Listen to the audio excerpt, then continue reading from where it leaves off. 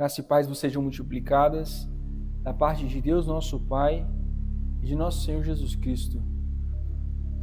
Nós geralmente não gostamos daqueles que estão em posição de autoridade.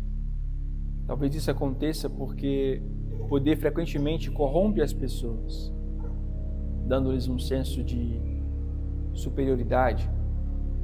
Sob 3 coisas estremece a terra, sob 4 não pode suportar, sob o escravo quando se torna senhor. Costumo lembrar dessas palavras do livro de Provérbios, quando encontro burocratas, servidores públicos ou, digamos assim, policiais pouco amigáveis. Eles muitas vezes criam uma imagem para todo o seu grupo social, porque todos os outros são julgados pelos maus funcionários, pelos maus agentes da lei. Você acaba tendo uma visão negativa sobre todo o grupo. Infelizmente, acontece muitas vezes que assim que uma pessoa adquire poder, ela se esquece de que, na verdade, esse poder lhe foi dado pela sociedade para servir e não para dominar. A propósito, preciso dizer que isso não acontece apenas no mundo, mas infelizmente até mesmo na igreja. Porque mesmo aqui pode ser muito difícil para a pessoa vencer a tentação do poder. Sabemos como a nossa sociedade, por exemplo, possui um certo anticlericalismo. As pessoas não gostam da palavra sacerdote, tampouco da palavra bispo. Essa semana mesmo eu tive que explicar para uma pessoa, quer dizer, fora das igrejas apostólicas, as pessoas não estão acostumadas com essa palavra bispo. E elas acham que isso é um sinal de status, de poder. Então eu gastei um tempo ali explicando o que significa isso. Mas ao mesmo tempo já encontrei muitas vezes, vamos dizer, bons burocratas, funcionários decentes, amáveis, prestativos, essa semana mesmo. E eles ajudaram às vezes até quando aquilo não fazia parte das suas atribuições. Para usar a linguagem do Evangelho, eles caminharam 2 milhas. Quando já teria sido suficiente, caminharam 1. Hoje é o 2º domingo do Advento, mas a igreja também nos convida a lembrarmos de um dos santos mais notáveis, Ambrósio de Milão, um ex-funcionário público que se tornou bispo. Ambrósio vinha de uma nobre família romana, recebeu uma excelente educação, avançou rapidamente sua carreira e chegou ao cargo de chefe de polícia da cidade de Milão. E no ano 374, a pedido do povo, tornou-se bispo de Milão. Isso aconteceu, assim, numa típica boa história de Natal, que podemos contar no Natal. A Assembleia Pública estava tumultuada. As pessoas estavam agitadas, as opiniões divididas, e a discussão acabou numa briga feia. Sim, cristãos também brigam. Alguém chamou a polícia para restaurar a ordem. E quem era a polícia? O chefe da polícia já era catecúmeno. Ele frequentava as aulas do batismo. Ele frequentava as aulas de catecismo. Mas ainda não havia sido batizado e, ao que parece, não tinha muita pressa em fazê-lo. Sim, infelizmente isso acontece com muitas pessoas hoje. E lembre-se, o batismo é muito importante para a salvação. Isso não deve acontecer, mas acontece. Ambrósio era respeitado na cidade. Tinha a reputação de homem justo. Diz a tradição que, enquanto tentava separar uma briga entre cristãos na igreja naquele dia, uma criança de repente gritou: Ambrósio para bispo! A igreja subitamente se silenciou. Então, a briga cessou. Leigos e clérigos começaram a clamar em uníssono, apoiando a candidatura de Ambrósio. Era algo estranho, incomum, para não dizer fora das práticas da igreja. Um homem sem formação teológica, nem sequer batizado, seria feito bispo. Ambrósio não estava preparado para tal reviravolta, mas ele percebeu a voz do povo como a vontade de Deus e obedeceu. Era como se o próprio Cristo, pelos lábios daquela criança, lhe dissesse: Ambrósio, segue-me. E ele foi batizado alguns dias depois. Logo em seguida, foi ordenado sacerdote. Então vários bispos impuseram as mãos sobre ele e lhe conferiram a autoridade apostólica que é necessária para o ministério episcopal.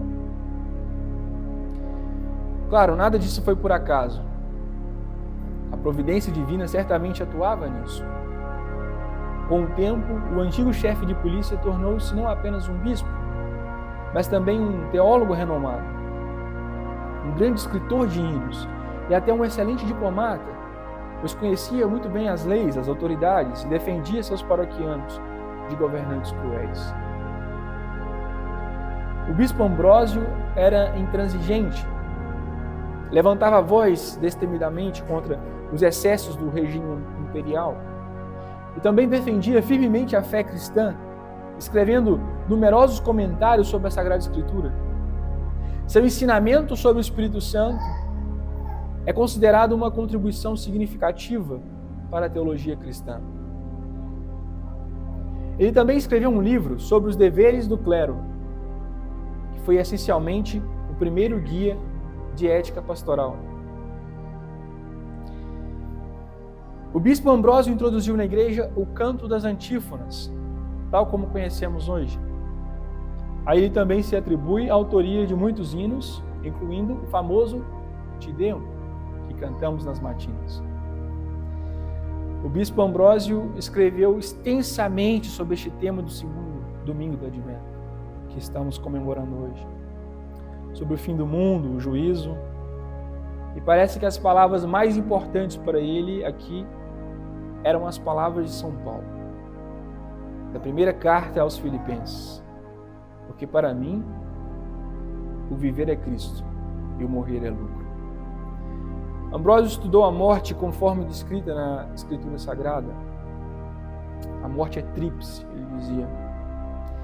A primeira morte é quando no batismo morremos para o pecado a fim de viver para Deus. Esta é a mais bem-aventurada morte, porque nos separa da corrupção e nos torna participantes da imortalidade. É por isso que é tão importante ser batizado rapidamente, especialmente porque não sabemos o dia nem a hora em que a outra morte, a morte física, nos alcançará.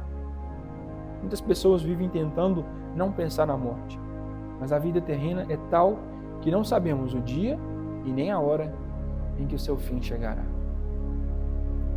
A segunda morte é a partida dessa vida. Por ela morreram nossos ancestrais, Abraão e Davi, e foram sepultados com seus pais, isto é, quando a união da alma com o corpo é rompida, escreveu o bispo Ambrósio. Essa morte é consequência da queda da humanidade. Originalmente, Deus criou o homem imortal para que vivesse feliz em comunhão com Ele no misterioso Éden do Oriente. O Éden do Oriente. Mas após a queda, a morte entrou no mundo. Esse foi o castigo prometido para aqueles que pecaram. Mas esse castigo foi para o bem, pois, como escreveu Santo Ambrósio, pela morte Deus limitou o mal. O mal precisava ser limitado, pois se os pecadores continuassem em sua impiedade mortal, seria uma tragédia e não seria uma bênção. Consegue imaginar o que aconteceria se os pecadores continuassem a viver para sempre? No que a terra se tornaria se as pessoas más não tivessem limite de tempo? Já que um julgamento humano, justo, não pode conter a crueldade dos criminosos, estupradores, governantes impiedosos, ditadores, que ao menos a morte os limite. Mas há uma terceira morte, quando não apenas o corpo, mas também a alma morre, por assim dizer. Ela morre para a vida eterna, não pela fraqueza de sua natureza, mas por nossa própria culpa. Afinal, essa vida terrena temporária nos é dada para que tomemos as decisões corretas, isto é, para arrependimento, para o batismo, para a vida no seio da igreja. As pessoas temem a morte, elas não querem ouvir falar da morte. Mas a igreja constantemente as recorda disso. Não para assustá-las, embora às vezes a igreja assuste, é verdade. Precisamente para salvar. Como diz a epístola, de Judas, salvai alguns, arrebatando-os do fogo com temor. Às vezes a gente precisa realmente assustar. A igreja lhes diz isso, que se continuarem rejeitando a Deus, arriscam a perdição eterna. A igreja fala do juízo, não apenas acontecerá, mas já está acontecendo. Cristo já está vindo aqui. As pessoas se julgam quando se recusam a crer em Cristo. Elas se colocam sob juízo.